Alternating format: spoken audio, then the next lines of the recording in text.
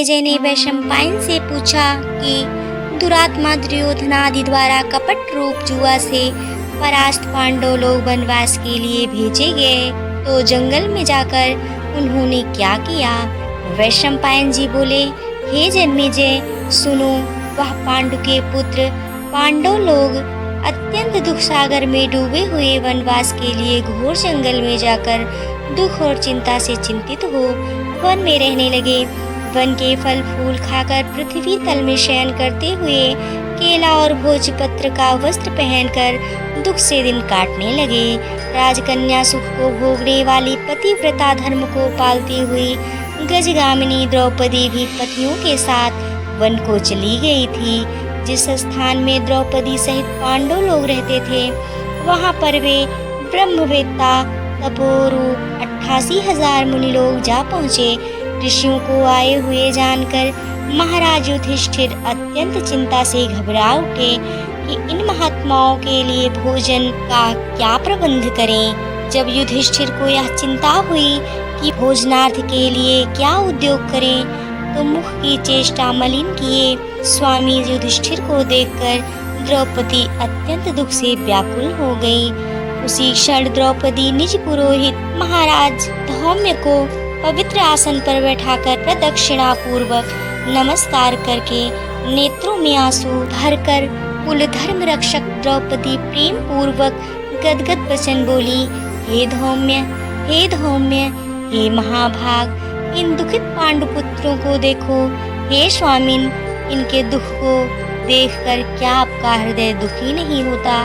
दुख नाशार्थ कोई व्रत मुझसे कहिए जिससे इनका क्लेश शांत होवे। थोड़े ही उपाय से प्रत्यक्ष महत पुण्य को देने वाला व्रत कहिए जिससे हमारे स्वामी पृथ्वी तल में सुखी होवे, जिससे शत्रु का नाश होवे, निज राज्य लक्ष्मी वापस मिले और इस समय हमारे यहाँ आए हुए ब्राह्मणों को दुग्धपान करने को मिल जावे। हे महाभाग, हे महाविभो, ऐसा कोई उपाय वर्णन करिए।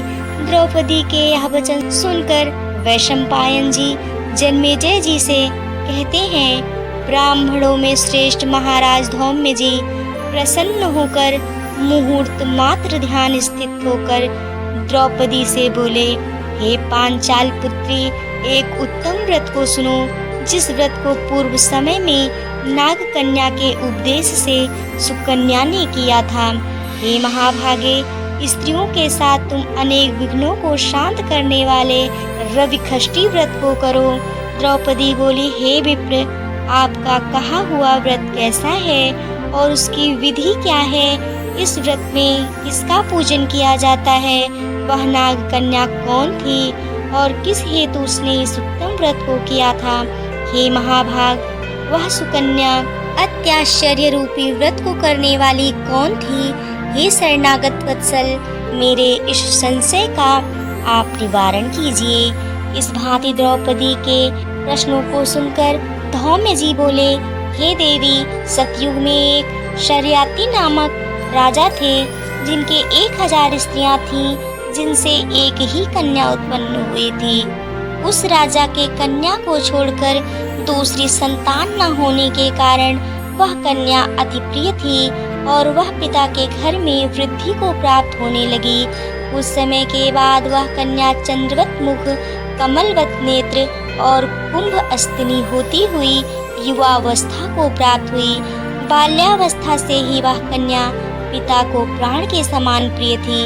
इस पृथ्वी लोक में उसके सदृश दूसरी कोई ऐसी कन्या न थी कि जिसको हमने देखा हो। इससे उसका सुकन्या नाम पड़ा। एक समय राजा शर्याती मृगया के लिए मंत्री सेना, बड़े बड़े योद्धा और पुरोहित को संग में लेकर घोर जंगल को गए। शिकार खेलने के निमित्त राजा को जंगल में वास करते हुए 10 दिन व्यतीत हो गए। राजा शर्याती दिन में शिकार खेलकर रात्रि में स्त्रियों के साथ क्रीड़ा करते हुए जंगल में रहने लगे। एक समय सखियों के साथ सुकन्या फूल लेने के लिए जंगल में गई। वहां पर च्यवन मुनि का स्थान था। सुकन्या मुनि की देह में दीपक लगी देखकर क्या देखती है मिट्टी के मध्य में मुनि के दोनों नेत्र जुगनू की भांति चमक रहे हैं। उसने विस्मित होकर उनकी दोनों आँखों को फोड़ दिया। तब तो मुनि के नेत्रों से रुधिर की धारा बहने लगी और वह चकोराक्षी सुकन्या फूलों को लेकर सखियों के साथ गृह को चली आई। च्यवन मुनि के नेत्र सुकन्या द्वारा जो फोड़ दिए गए, इससे राजा और सेना का मल मूत्र आदि सब बंद हो गया और सभी हाहाकार करने लगे। जब 3 दिन और रात्रि व्यतीत हो गई तो व्याकुल होकर अपने पुरोहित से राजा ने पूछा, हे मुनि सत्तम, किस हेतु हमारा मल मूत्र बंद हो गया, सो आप दिव्य दृष्टि से देखकर कहिए। पुरोहित जी बोले, हे राजन, भार्गव वंशी च्यवन नामक एक ऋषि इसी वन में घोर तपस्या कर रहे हैं, जिनके शरीर में दीमक लगकर मांस खा गए हैं तथा हड्डी मात्र मिट्टी से लिपटी है। हे राजन, आपकी कन्या ने अज्ञानतावश उन महाराज के दोनों नेत्र कांटों से फोड़ दिया है, जिससे रुधिर बह रहा है। उन्हीं के क्रोध से यह कष्ट उपस्थित हुआ है। सो हे राजन, आप उनको प्रसन्न करिए और अपनी कन्या उन्हें दे दीजिए। कन्यादान से यह मुनि च्यवन जी प्रसन्न हो जाएंगे। यह पुरोहित के वचन सुनकर राजा शर्यात सुकन्या को साथ लेकर ऋषि के पास गए और जल छोड़ने पर हड्डी मात्र के दर्शन हुए। नेत्रहीन ऋषि को देखकर राजा बोले, हे प्रभु, मेरी कन्या से अनजान में यह अपराध हुआ है, जिससे आपके ये नेत्र फूट गए हैं।